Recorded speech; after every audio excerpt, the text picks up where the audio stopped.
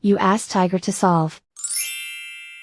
This deals with linear equations with one unknown. The final result is x equals -5/8. Let's solve it step by step. Group all constants on the right side of the equation. Subtract 7/8 from both sides. Group like terms. Combine the fractions. Combine the numerators. Reduce the zero numerator. Simplify the arithmetic. Find the lowest common denominator.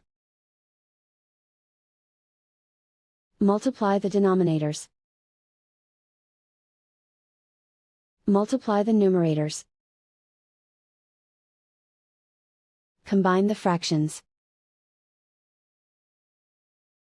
Combine the numerators. And so the final result is x equals -5/8.